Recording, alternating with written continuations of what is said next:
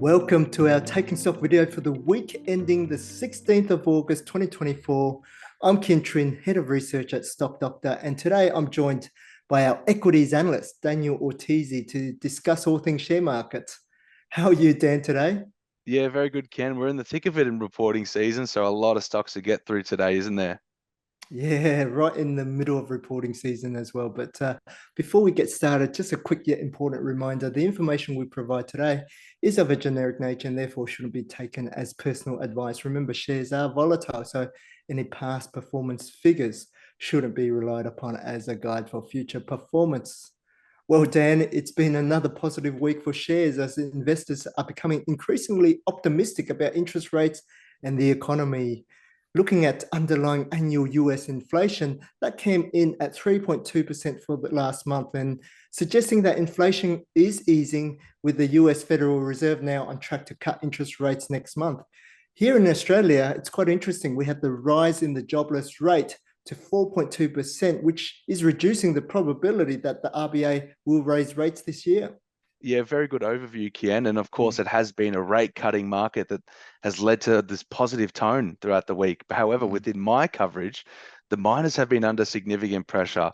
And that's following, of course, the weakness in iron ore prices after the world's biggest steelmaker out of China, Baowu, warned of a long and harsh winter ahead for the steel industry. A slump in Chinese property sector and, of course, increasing Chinese exports of steel is putting pressure on demand and therefore iron ore prices. So if you have any exposure to these resource companies, make sure you clearly understand the risks and have a well-diversified portfolio.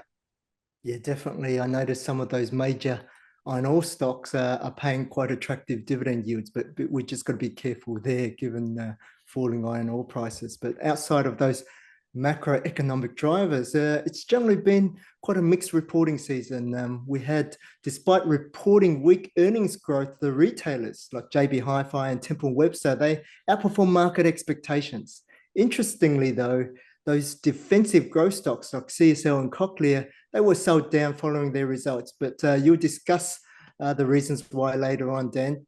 But we also saw conditions within the property sector. They remain quite challenging with James Hardie, Mirvac, and Charter Hall Long WALE REIT missing market expectations. Others that are exposed to the economic cycle right now, such as Seek and Credit Corp, continue to struggle. That's very true, Ken. A great overview. And just circling back to CSL, it really was the guidance for FY25 that fell short of expectations with projected growth of around 10 to 13% in US dollar terms. This was lower than consensus estimates. And of course, this weak guidance led to a negative share price reaction on the day. Yeah, CSL historically, they tend to be quite conservative with their guidance, and they remain a high quality company with strong market positions, especially in plasma products and flu vaccines. Their pioneer, Brian McNamee, he remains on the board as chairman and still has significant skin in the game here. Hence, any further share price volatility could represent a buying opportunity for long-term investors here. Another high quality growth business that was sold down, Ken, over the week was hearing implant maker and star growth stock Cochlear, which released profit guidance with earnings growth expected to rise by around 8 to 9%, which again, similar to CSL, was below market expectations. However, it was clearly due to a rise in research and development costs. With the business investing for the long term and forecast to grow its return on equity, we believe that the sell-off could represent an opportunity for investors looking for a high quality business like Cochlear, Ken. Yeah, definitely. When a company does research and development and invests in the company, then long-term profits certainly will improve over time. But moving now to the retail space, we had automotive parts distributor Amotiv, formerly GUD Holdings. They had a positive financial year 24 result, delivering strong cash flows, which led to a reduction in their debt and also an improvement in their financial health. But why did we remove them as a star income stock? Yeah, very good question, Kian, and one that we discussed quite closely within our team. And although there's potential in their growth strategy, perhaps over the longer term, the shift requires more investment in development, which could impact their dividend growth and increase the risk of lower payout ratios in the near term. You can actually see this on Stock Doctor with both free cash flow and dividends forecast to decline in FY25.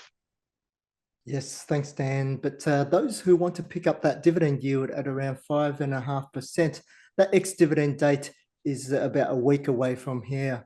Moving on to the financial space, wealth management platform Netwealth. Their result disappointed the market despite solid earnings growth and an improvement in their return on equity. What's your take here? Yeah, look, another company which reported double-digit revenue and earnings growth, which tends to be well regarded, but unfortunately, again, Ken missed consensus expectations by only a small amount, roughly 3%. In a market, however, with low tolerance for misses, this modest shortfall likely drove the negative share price reaction of the day, especially given the stock's high valuation multiples. Yeah, I believe this is the reason why our analyst, Ryan, he transitioned the stock to borderline star growth stock status, because he felt the consensus were too optimistic with their projections, despite management even warning of margin compression as well. So something to be mindful of with Netwealth at the moment.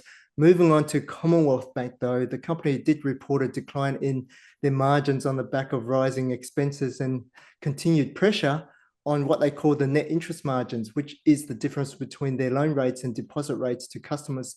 The stock is now trading at a large premium to fair value. Is this warranted? Yeah, it's a question that everyone is asking themselves at the moment, Kian, trading at such a significant premium. And we do know that CBA, and they've said as much, as navigating a tough environment with rising arrears in their loans. And that's, of course, due to inflation and higher interest rates squeezing their borrowers. Whilst they slightly beat expectations in the second half FY24, declining margins and subdued credit demand could pressure future profitability. So although CBA does tend to trade at a premium to its peers, those who have an overweight position in the stock may want to consider taking some profits at these levels.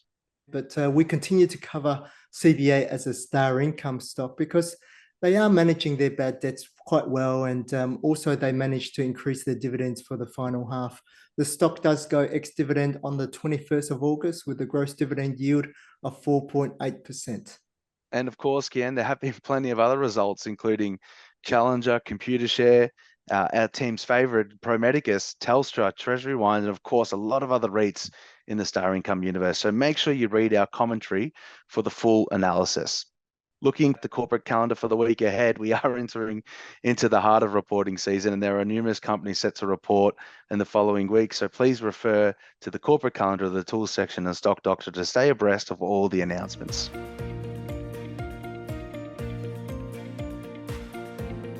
In Under the Microscope this week, we take a closer look at a company many members are familiar with, and that company is called REA Group.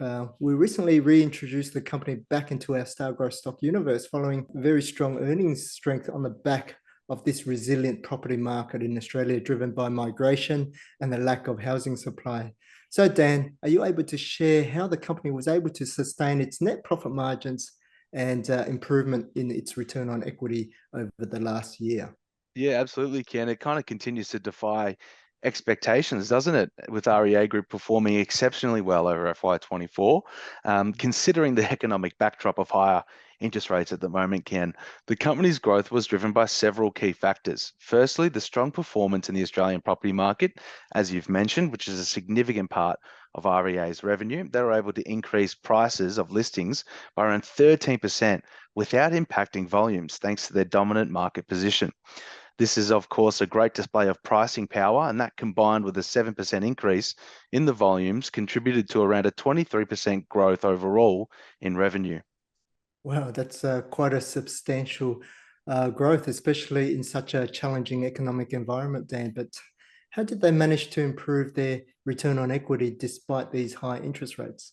Yeah, the improvement in return on equity, which went from around 26% in FY23 to around 30% this financial year, can be contributed to the company's strong operational efficiency and cost management.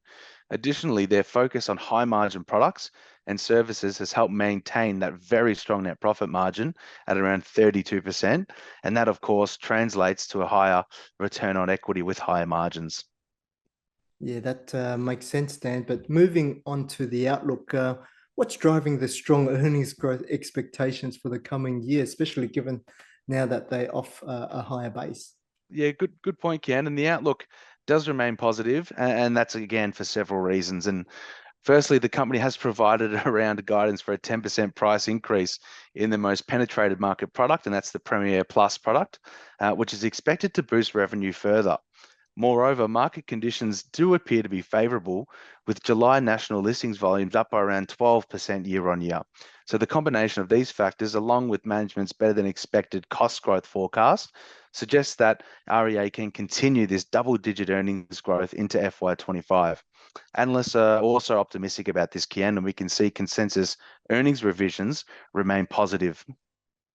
Yeah, when you've got such a dominant market position, I guess you can increase prices without really affecting listing volumes. And with the stock trading close to record highs, a few investors may be questioning the decision to bring them in as star growth stock now. And we have also noticed that the percentage of short interest has been trending higher since the start of 2024. So what are your thoughts on this? Yeah, well, Ken, despite the strong share price appreciation, REA's valuation is currently considered to be fair value according to the 15 consensus analysts. Although the stock does appear to trade at elevated price earnings levels relative to the market. However, when compared to its historical averages, it does not appear to be extremely high. In terms of short interest, it's currently not at an absolute level, which is high enough for us to raise a red flag. But of course, Kien will be continuing to monitor that level quite closely. Yeah, definitely, Dan. We're looking for short interest above 5%, and that would be raising a red flag for us. But those who are overweight the stock, they may wish to take profits. As we know, share prices don't move in a straight line, so manage your risks here. But overall, investors will need to understand that a business with a strong market position like REA, they can trade at a premium to valuation for some time as well. That's right, Ken. As Tim always says, you have to be willing to pay a premium for a high quality business. And before taking an exposure in the stock, of course, investors should always be aware of the active risks. And apart from REA's reliance on Australian home listing volumes, its international expansion, particularly in India, remains a loss-making venture, which potentially could weigh on overall profitability going forward.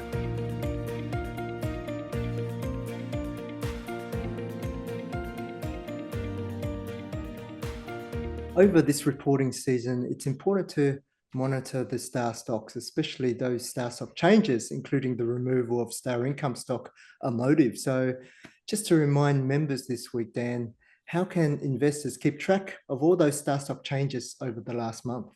Yeah, very good question, especially at this time of the year, Ken. And to keep track of Star Stock updates and company announcements, our members can refer to the latest Star Stock updates section under the Stock Doctor homepage. To get more detail, click on View All, and this will take you to the recent updates and announcements page. You can also access the page under the Tools header and clicking on Recent Updates.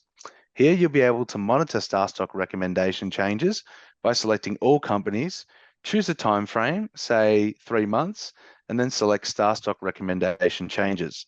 The tool will then provide you with a list of all of the changes within that time period, Ken.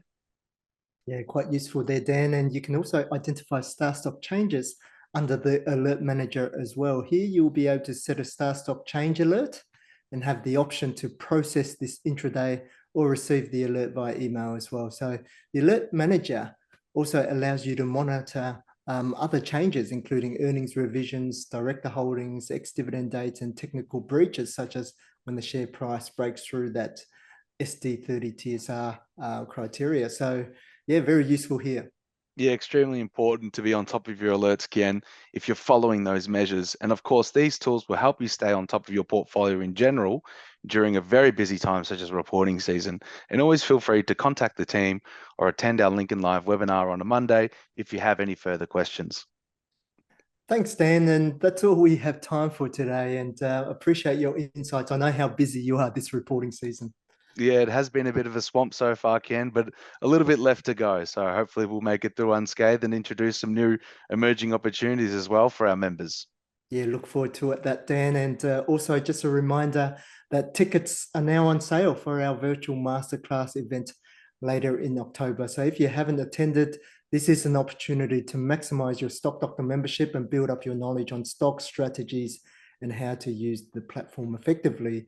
Lastly, you would have noticed that there is a refer a friend promotion, with the grand prize being a luxury winery experience at the Penfolds McGill estate in South Australia with all expenses paid. So our business grows because of you, so our members, and we appreciate your ongoing support and loyalty. In the meantime, have a happy, healthy and prosperous week ahead.